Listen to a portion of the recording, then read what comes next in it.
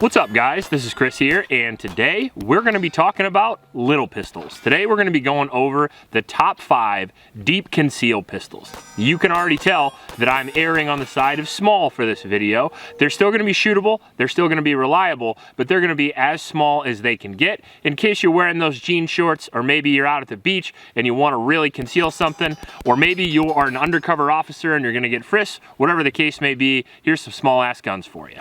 Now again, just because they're small doesn't mean they're going to make the list. These guns also have to be accurate, they have to be reliable, they have to be dependable, and they have to be available for most people to purchase at a decent price. Now before we get into the video... Hey guys, it's Lorraine, and Chris and I would love to thank the sponsor of today's video, AG1.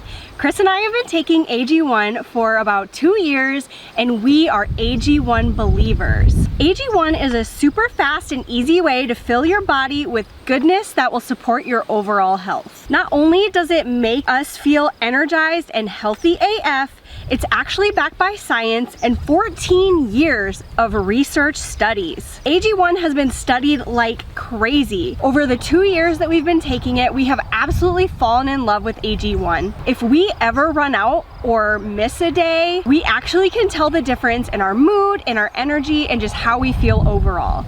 Make sure you scan the QR code on the screen so you can learn more about how AG1 can help you become the best version that you can be. Thank you to AG1 for sponsoring today's video, and we hope you give it a try. Now we are going to get straight into it with number 5, the Glock 42. Now, the Glock 42 is an old favorite of mine and a previous carry gun of mine from almost a decade ago now. It's been going back a long way. This is my personal Glock 42, and it is extremely lightweight. Unloaded, this gun is only 12 ounces. However, I've done some slide work to it, so it's actually 11 ounces. This gun has a capacity of only 6+1 in 380, which is why it is number 5 on the list, because it has a sort of limited capacity and caliber by comparison to some of the other guns. However, it is a little bit older in design than a lot of guns on this list as well, so you are going to get basically the best of what they could do in 2014. The best thing about this gun is that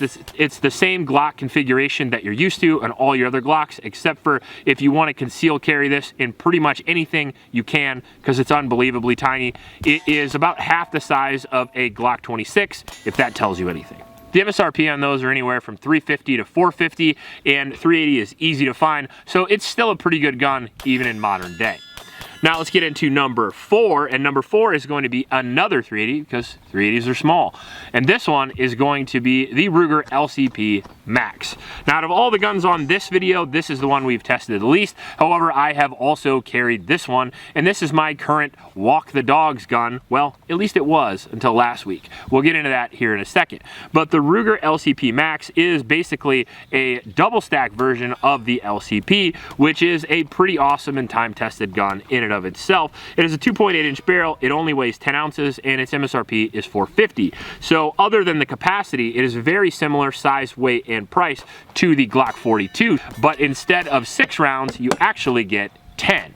Which is a big difference. Especially in a small gun, going from 6 to 10 is a lot of extra capacity. It's almost carrying an extra magazine if you really think about it, and you get it for about the same size, which is pretty cool due to the stack and a half magazine design that everyone now has figured out but Glock. But anyway, the LCP is a solid gun for the size to weight ratio plus the price. It is a fairly reliable gun as well. I don't think we've had any malfunctions with this yet. I like the fact that it comes with good serrations. I like the fact that it comes with good sights, but the trigger is not as good as some of the guns later on this list. It's not even as good as the 42. However, it does have the capacity advantage over the 42.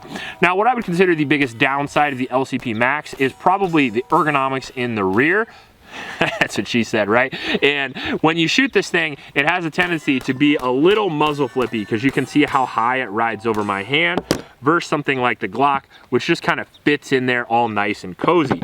Now, the second big issue with the LCP, which is why it isn't a higher on this list, is because the coating totally sucks. And since I've been carrying it, it has lost half of its coating. So be aware that sweat and obviously ketchup will take a slide coating off pretty quick if it's a relatively affordable gun. So watch your coatings. In at number 3, we're gonna go with an old classic, the Smith & Wesson J-frame.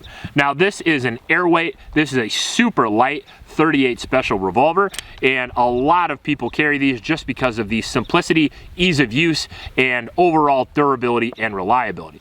You guys know Mr. Guns Gear. He actually carried one of these over to my house. So trust me, even people in the know still carry these because of how simple, easy to use they are, and how reliable. Now this thing right here is a 5-shot 38 special. You can get them a little bit bigger that have 357, although I definitely recommend the 38 special because of the recoil impulse on these is probably going to be a little bit of a rude awakening in 357 for a lot of people who are used to 380. That's a big step up.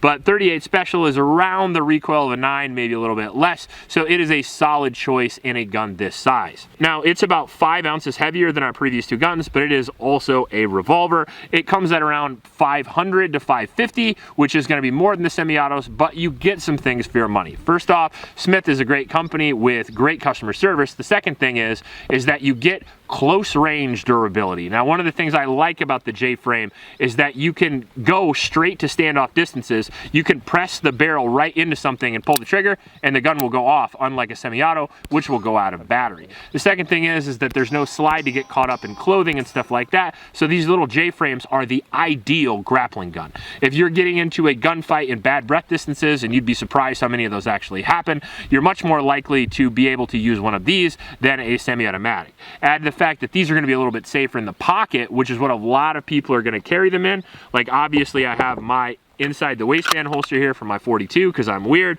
but most people are going to carry in the pocket in one of these, I hope. This is a pocket carry holster, and what this does is protect the trigger guard, and then it has a hook on the back there, so it'll hook your pants when you pull it out and it'll come right out.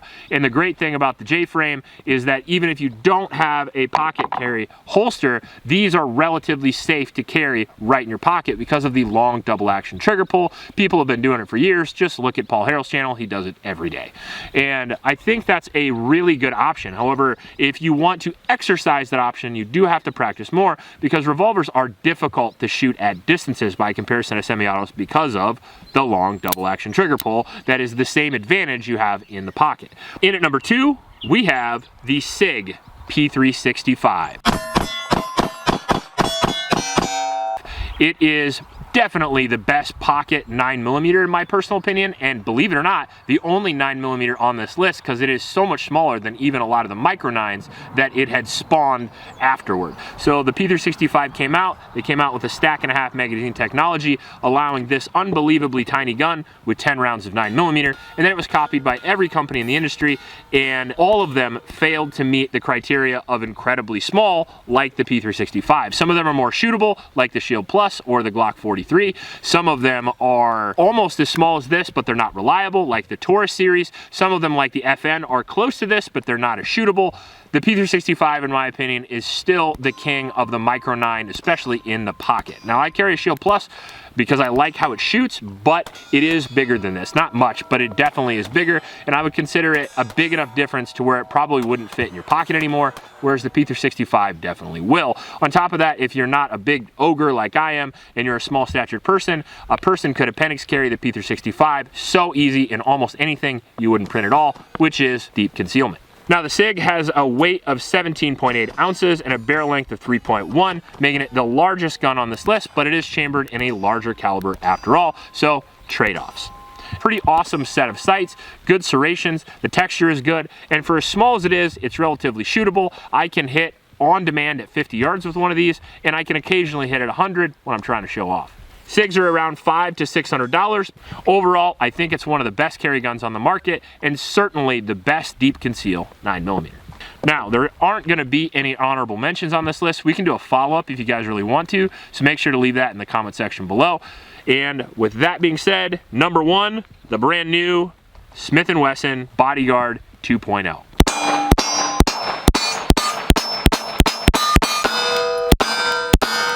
This is one of the smallest pistols I have ever tried on the channel. With the flush fit magazine right here, you get 10+1 of 380, and it's smaller than my hand, as you can see that.